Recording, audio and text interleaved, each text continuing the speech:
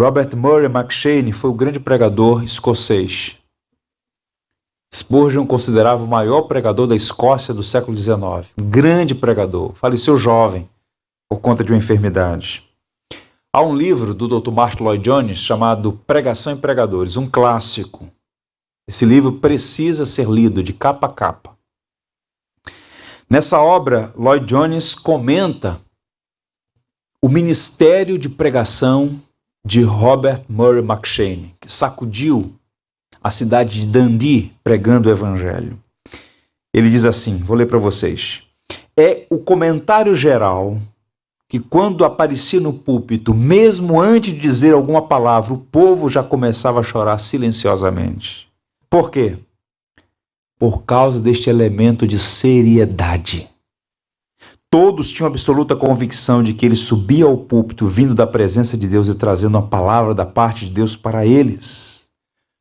Eu não sou contra o humor. Não advogo que a unção de Deus está sobre os sisudos. Spurgeon, por exemplo, uma referência extraordinária de pregação, tinha um profundo senso de humor. Certa vez ele disse, alguns homens estão dizendo por aí que o diabo não existe. Coisa estranha, os filhos não acreditaram na existência do pai. Então ele tinha umas sacadas assim espirituosas na sua pregação. Mas observe, irmãos, o desafio hoje, ouça isso atenciosamente, você que está aí se preparando para exercer o ministério da pregação. O desafio maior da nossa geração, nesse contexto que nós estamos vivendo, não é fazer a igreja rir, é fazê-la chorar. Chorar pelos seus próprios pecados, pelos pecados de seus filhos, pelos pecados da nação. Veja o nosso país, corrupção sistêmica, todo tipo de problema. Nós precisamos chorar por nós mesmos, pedir a Deus o dom de lágrimas. Nossos olhos estão secos porque o nosso coração também está seco. Falta-nos seriedade. E esse senso de urgência, essa convicção de que o que está em jogo não é simplesmente uma performance, um aplauso, que palavra boa. Está em jogo é o destino das pessoas. A nossa responsabilidade de fazer o evangelho chegar aos ouvidos, embora somente o Espírito possa fazer descer ao coração. Lutero, que também pregava com esse senso de urgência, ele dizia, prego como se Cristo tivesse sido crucificado ontem, ressuscitasse dos mortos hoje e estivesse voltando amanhã. Isso é senso de urgência. Foco, morreu ontem, restou hoje, voltará amanhã. Este senso de urgência que tem que estar presente no pregador. Caminhando, uma segunda marca distintiva, sabedoria pastoral. Prega a palavra, insta, quer seja oportuno ou não, corrige, repreende, exorta. Esses três verbos aparecem aí, corrigir, repreender e exortar. O arauto anuncia a palavra, é a sua vocação pregar a palavra, com esse senso de urgência e seriedade. E agora Paulo diz que essa atividade tem que envolver correção, repreensão, exortação. Seria, em linhas gerais, três maneiras de anunciar, pois a palavra de Deus ela é útil para uma variedade de ministérios, é o que Paulo vai dizer na sua primeira carta a Timóteo, capítulo 3, verso 16. Ela fala a homens diferentes em situações diferentes. O John Stott, que também para nós é um grande professor, disse assim, o pregador deve lembrar-se disso e ser hábil no uso da palavra. Ele deve usar argumentos, repreensão e apelo, o que vem a ser quase uma classificação de três abordagens, a intelectual, a moral e a emocional.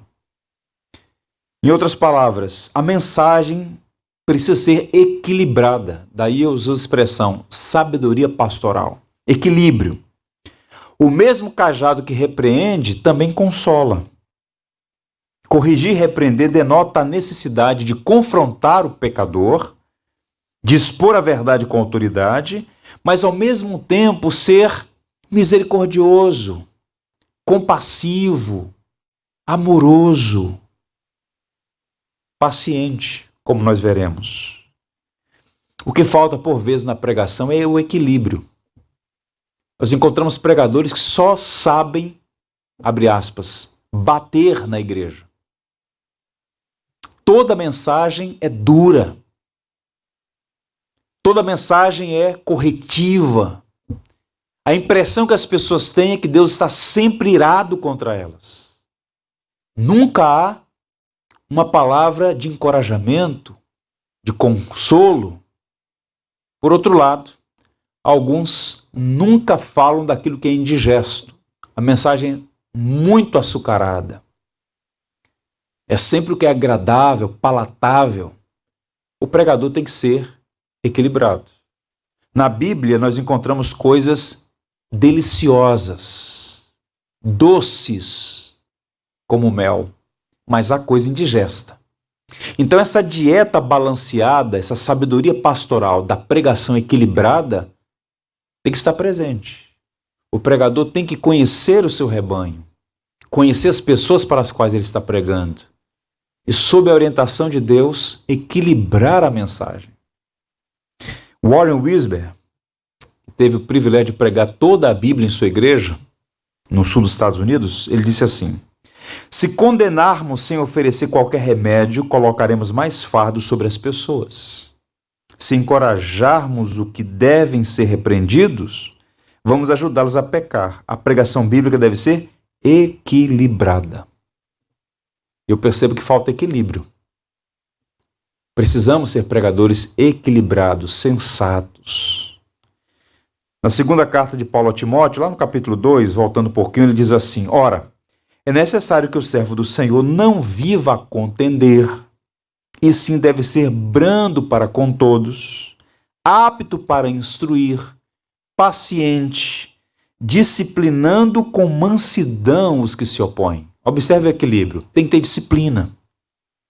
Tem que ter um tom corretivo, mas tem que ser feito com mansidão. A verdade em amor. Só a verdade é dura demais. Só o amor é mole demais. Então tem que ter a verdade em amor, equilibrado. É assim a nossa vocação.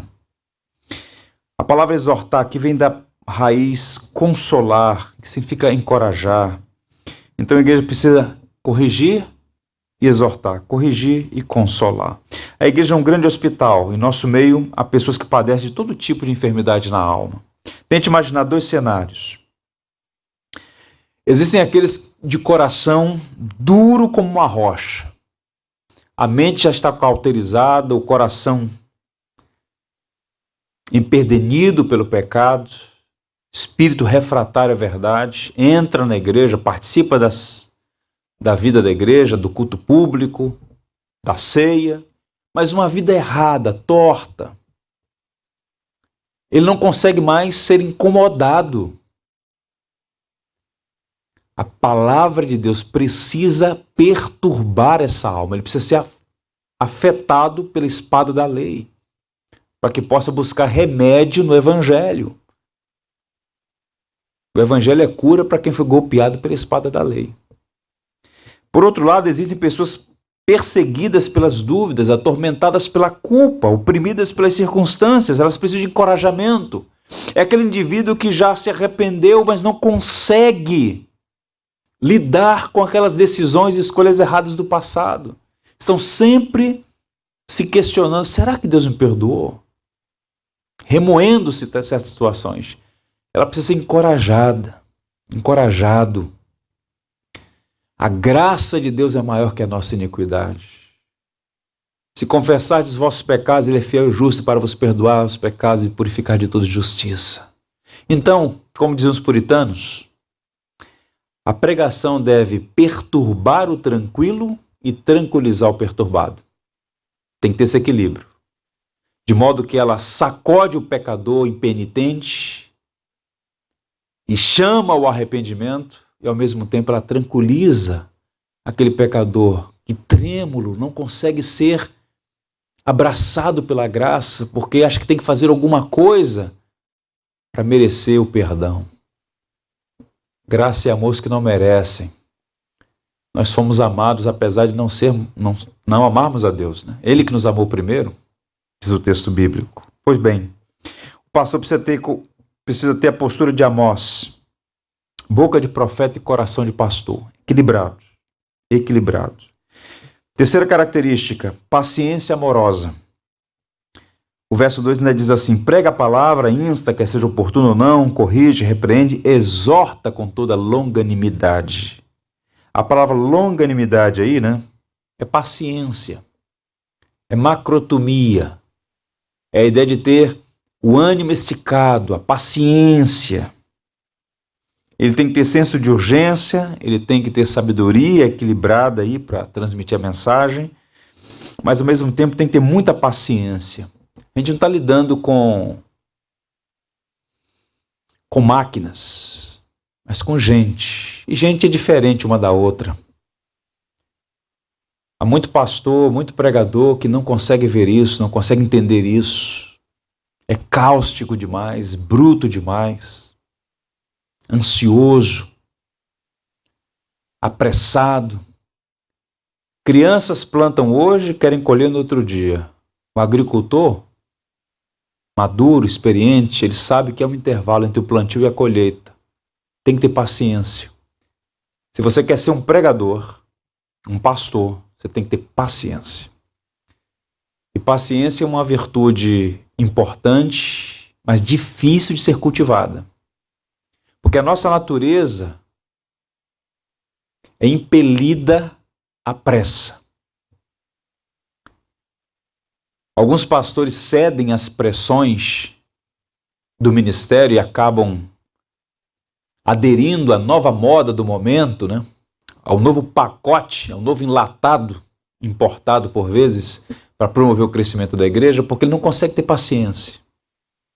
Quando, na verdade, o segredo básico é esse. Ouçam.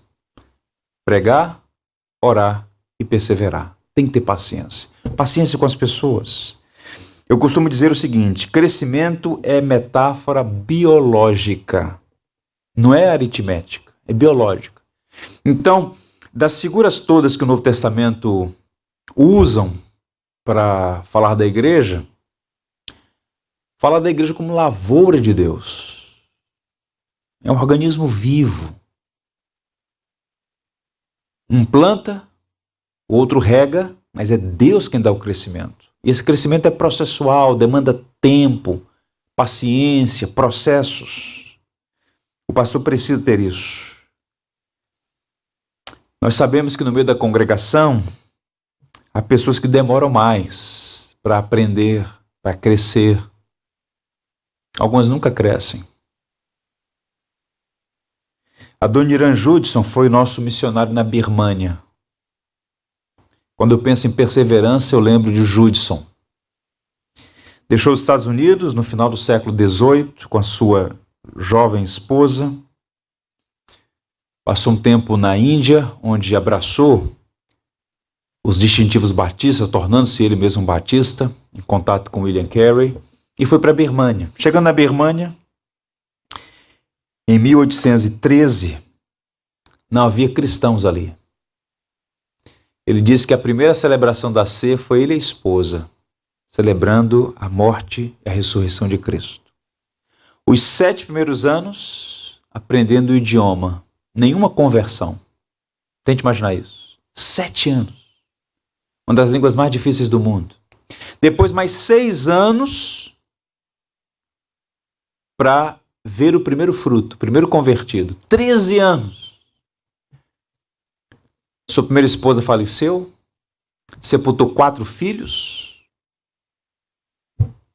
foi preso, ficou 2 anos na cadeia, acusado de ser um espião, açoitado, humilhado, privações, doenças, morte, luto, tantas dificuldades. Mas ele tinha um entendimento. Deus me chamou para semear a palavra da verdade. É Deus quem dá o crescimento no tempo dele e da maneira dele. E perseverou por 37 anos na Birmânia. Resultado? Batizou 7.000 pessoas, plantou dezenas de igrejas, traduziu a Bíblia, produziu uma gramática, catecismos, uma obra fantástica. A Birmânia hoje, percentualmente, é o 7º país do mundo em número de batistas, graças à obra de Judson no século XVIII. Um homem que perseverou. Então o pastor tem que ter paciência. Se não tiver, procura outra atividade. Procura outra atividade. Quer ser um pregador? Tenha paciência. Hebreus 12:1 diz assim: portanto, também nós, visto que temos a rodear-nos tão grande nuvem de testemunhas, Judson, por exemplo, a testemunha, desembaraçando-nos de todo o peso e do pecado que tenazmente nos assedia. Agora aqui, ouçam, prestem atenção. Olha a linguagem paradoxal. Corramos com perseverança a carreira que nos está proposta. Correr com perseverança. Ora, correr sugere pressa. Quem está correndo está com pressa. Agora, correr com perseverança. Há uma lição extraordinária aqui. Vou apenas passar por conta do tempo. Você tem que ter diligência, mas não pressa. Há uma diferença entre diligência e pressa. Ao mesmo tempo, você não pode ser vagaroso em nome da perseverança. Tem que ir numa cadência certa, com diligência, mas com perseverança. E no ritmo de Deus. Às vezes Deus manda acelerar. Acelera. Vai devagar. Para. E o pastor tem que ter essa sensibilidade. Correr com perseverança. Assim deve agir o pregador.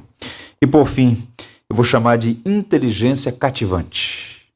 A última palavrinha do verso 2 diz assim: pregue a palavra, insta quer seja oportuno ou não, corrige, repreende, exorta com longanimidade e doutrina. Uma palavra que para muita gente é indigesta.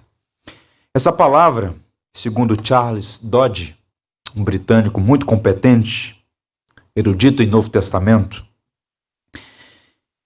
é a ideia de didaquer, em contraste com querigma, proclamação. Ele sugeriu essa ideia de proclamação verbalizando o evangelho para os não cristãos e o didaquê mais focado na ética para os convertidos. Em outras palavras, é possível que Paulo esteja falando aqui sobre a importância da catequese inteligente, de uma mensagem compreensível, de uma palavra consistente que valorize o intelecto, a capacidade de compreensão. Eugene Peterson sugere que a intenção de Paulo é mostrar a Timóteo a necessidade de usar uma linguagem compreensível, da ideia de inteligência cativante. Ensina com doutrina. Nossa vocação não é cometer suicídio intelectual, não é provar que o triângulo é redondo. Isso não existe. Fé cristã ela é proposicional. Ela tem a sua dimensão cognitiva, reflexiva. E o pregador precisa ensinar com toda a doutrina, com inteligência. Então, por vezes, a igreja perde as oportunidades porque parece sugerir que a fé cristã é uma estupidez. É bem verdade que, para o homem natural, que não discerne as coisas do Espírito, lhe parece loucura. Mas a mensagem cristã não é uma estupidez. É algo lógico, sensato, racional, inteligente. Para citar mais uma vez o professor Stott, ele diz assim: o ministério pastoral cristão é essencialmente um ministério de ensino. E é por isso que se exige dos candidatos ortodoxia na fé e aptidão para o ensino. Isso é importante. Você pega essas cartas pastorais, 1 e 2 Timóteo e Tito, nas qualificações que Paulo oferece para o ministério pastoral, ele fala de questões de caráter, questão de natureza familiar, homem de uma só mulher, que governe bem a sua própria casa, que governe bem os seus filhos, enfim.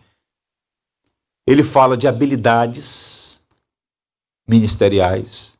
Mas o que é interessante aqui é que ele fala com clareza que o pastor tem que ser apto para ensinar. Então, todo pastor é um professor, todo pregador é um mestre. Resta saber se é bom ou ruim. Por isso, a necessidade de estudar, de estar qualificado, cada vez mais aprimorado para o ofício do ensino e da pregação. E o Stott prossegue. Existe uma necessidade crescente, especialmente em vista do contínuo processo de urbanização e da elevação dos padrões de educação dos ministros cristãos, desenvolver nas megacidades do mundo um ministério de pregação com exposição bíblica sistemática para pregar a palavra com toda a doutrina. Então perceba, é um dom,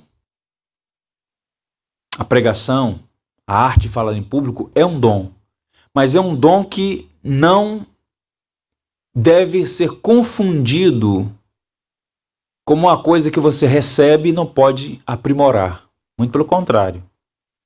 É preciso esmerar-se,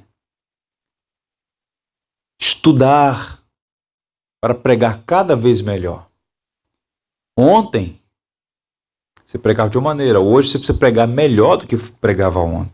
Tem que haver um processo, um avanço, uma progressão. Outro pregador disse assim: pregar a verdade de Deus exige sacrifício, estudo, esforço. Os seus diamantes não ficam expostos na superfície para serem colhidos como flores. Sua riqueza só é descoberta mediante trabalho preparatório árduo, intelectual e espiritual. Então, há uma regra de ouro. Ouça aqui atenciosamente. Pregação que não custa nada, não vale nada. Então você não faz um sermão, um sábado de madrugada, embora tenha acontecendo muito por aí, com o advento da internet, o que mais tem hoje é plágio. A diferença entre o plágio e a pesquisa é basicamente o seguinte: quando é uma só fonte, é plágio. Quando você tem 1000 fontes, é pesquisa. Então demanda tempo, estudo, para se preparar, e nós vamos falar sobre isso em outra ocasião, sobre essa preparação, o tempo de estudo, de reflexão, de leitura. Um sermão, na verdade, demora uma vida inteira, porque é a soma de todo um processo. Vou mostrar uma imagem aí, vai aparecer na tela aí. Você tem aí o iceberg. Então você tem a pontinha, isso é o sermão. Mas o que está lá embaixo é o processo, a preparação. Então o sermão não demora 40 minutos, não demora 50 minutos, 1 hora. O sermão é fruto de um longo processo. E para pregar com inteligência, de modo seguro, consistente, você precisa se preparar. Caso contrário, a gente vai ter aí o fideísmo, né? Que é a fé cega, que é um desastre para a igreja evangélica. A gente vê tanta loucura nas igrejas, de um modo geral, inclusive nas igrejas históricas, porque antigamente isso estava mais restrito a alguns círculos de igrejas que nasceram ontem. Nas esquinas, nos bairros, nas periferias, e algumas até nos centros das cidades. Mas, inclusive nas igrejas históricas, a gente percebe claramente um desvio, um empobrecimento, uma mediocridade. Faltam pregadores. Eu oro para que Deus levante homens capazes de pregar todo o conselho de Deus, com inteligência, excelência, sabedoria e alegria no Evangelho. O saudoso Russell Shedd dizia assim: boa pregação exige trabalho árduo. De fato, ouvir sermões e falar com centenas de pregadores sobre pregação, estou convencido de que a principal responsabilidade pela pregação pobre dos nossos dias é do fracasso dos pregadores em dedicar tempo adequado e mais empenho e energia na preparação dos seus sermões. Quanto maior for o preparo de um pregador, maior será a chance de pregar com clareza, com consistência, de modo compreensível. Se você não entende o que está falando, as pessoas também não vão entender. Preciso compreender, ler as Escrituras, estudar a Escritura, fazer a exegese do texto bíblico, dialogar com o texto, meditar no texto, é um processo longo. Alguém fará o trabalho duro. Por trás de toda a pregação, há um trabalho duro. O pregador estudando, ou a igreja dando duro para ouvir um pregador que não se preparou. E tem sermões que são sofridos, né? Sofríveis. É o sermão espada, longo e chato. Triste. Jeremias 3,15 diz assim: dar-vos-ei pastores segundo o meu coração, que vos apacentem com o que, gente? Conhecimento e inteligência. Você não colhe assim, como flores. As minas, as pepitas de ouro estão lá embaixo. Aí você é um indivíduo pregando, caramba, eu li esse texto dezenas de vezes, nunca vi isso. Ué, e o pregador encontrou como? Bateu o olho e encontrou? Não. Leitura, meditação, diálogo com a tradição, ouvindo. Quem sabe mais? Há uma nuvem extraordinária. O epistolário de Santo Agostinho, os sermonários de Atanásio, Crisóstomo, as obras clássicos extraordinárias. Tudo isso tem que ser acessado para que o indivíduo possa pregar com mais consistência. E não é para exibir erudição, dizer que sabe. O foco fundamental é basicamente edificar a igreja e glorificar a Cristo, alimentar o rebanho. Eu quero encerrar dando aqui uma palavra de encorajamento a você que foi chamado para pregar. Os reformadores não inventaram a pregação, reitero, mas eles lutaram para que a pregação ocupasse a primazia no culto cristão. É o meio de graça indispensável e o sinal infalível da verdadeira igreja. Pregação do Evangelho. Portanto, a você que entende isto, ouça aqui. Pregue a palavra. Essa é a primeira recomendação. Pregue a palavra. Paulo disse a Timóteo: conjuro-te perante Deus e Cristo Jesus, que a julgar vivos e mortos pela manifestação do seu reino, prega a palavra. Nós precisamos entender isso. Deus concedeu esse ministério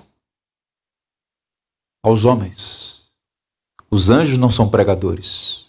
São os remidos, os salvos que Deus chama para o ministério da pregação. Segundo, estude exaustivamente o texto bíblico. O pastor deve se dedicar ao estudo, à oração. Estudar até morrer, orar até reviver, disse alguém. Esse processo, palavra e oração. Terceiro, crie pontes entre o mundo bíblico e o contemporâneo. Esse é um grande desafio. Então, como nós veremos em outras aulas, a pregação expositiva consiste em três coisas. Há um tripé: leitura, interpretação e aplicação. Então, por vezes, o indivíduo faz uma boa leitura do texto, faz uma boa interpretação, uma excelente exegese do texto bíblico, mas peca na falta da aplicação. Sem aplicação não há pregação. E o que é aplicação? É você pegar a verdade do mundo bíblico e conectá-la com o mundo contemporâneo. Meus irmãos, Paulo disse isso com esse objetivo: destruir a igreja em Éfeso. Esse era o contexto histórico-literário. Os problemas eram aqueles, Paulo corrigiu assim, essa é a doutrina que ele apresenta. O que significa para nós hoje? Então, fazer o corte aplicativo. Então, criar essa ponte entre o mundo bíblico e o mundo contemporâneo é vital na pregação. Ilustrações vivas, verdadeiras, abrindo janelas que iluminam e arejam a casa. Tudo isso faz parte do processo. E mais, você depende da graça de Deus.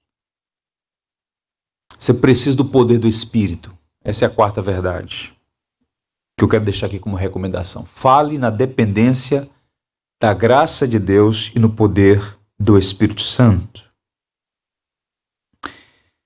Ouça, irmãos, não é tanto os talentos que Deus abençoa, mas uma grande semelhança com Jesus. O ministro de vida santa é uma tremenda arma nas mãos de Deus. Sermões mortos matam. Então não é a habilidade do pregador, porque o grande perigo é que à medida que você vai fazendo, vai se tornando mais prático, você pode incorrer no erro de achar que é você, é a sua habilidade, a sua competência que vai promover a instrução adequada e o resultado esperado, que é o crescimento espiritual da igreja. Isso é um equívoco. Você só pode subir ao púlpito na dependência da graça, dependendo do Espírito. É o Espírito quem pega a palavra e opera no coração. A palavra do Senhor jamais voltará vazia. O Espírito é quem opera esse resultado eficaz. Precisamos, portanto, de uma vida santa, piedosa, da dependência da graça. Tomar muito cuidado para não sermos presunçosos, orgulhosos, achar que somos nós que fazemos. Lloyd Jones definia a pregação como lógica em fogo. Ela alcança a mente e o coração.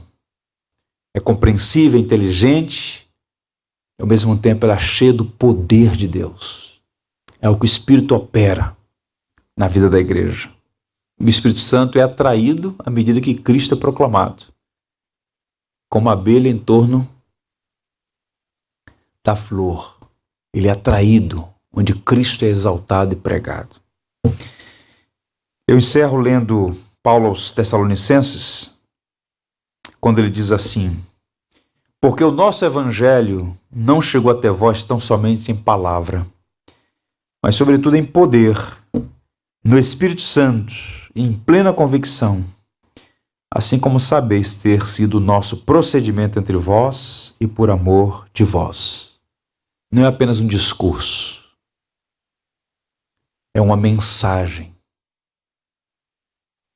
Deus escolheu usar homens, vasos de barro, para que a excelência do poder seja sua e não nossa. É o Espírito que opera isso. Eu tive a oportunidade de visitar uma igreja no norte da Inglaterra,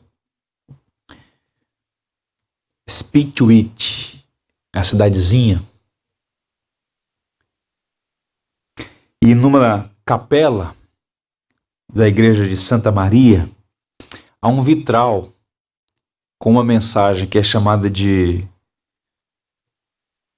a mensagem do pregador, o desejo do pregador.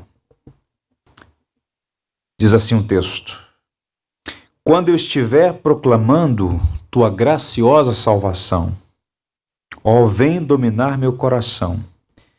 E quando todos estiverem maravilhados com a palavra de Jesus, esconde-me então atrás de tua cruz. A oração do pregador: que Cristo seja glorificado e vidas sejam salvas pela mensagem do Evangelho. Fica aqui o meu encorajamento a você, nesse panorama geral sobre a importância da pregação, a relação com a saúde da igreja e esses fundamentos elementares da pregação expositiva. Em outra ocasião nós vamos falar sobre a leitura, a interpretação e a aplicação, fazendo isso à luz de um texto do Antigo Testamento, porque pregação expositiva não é uma moda, não é uma coisa que surgiu ontem, muito pelo contrário. Está presente na longa história da Igreja de Jesus. Que o Senhor te abençoe. Fica aqui o nosso desejo sincero que você continue firme no propósito de continuar crescendo para melhor servir. Que Deus o abençoe e te guarde.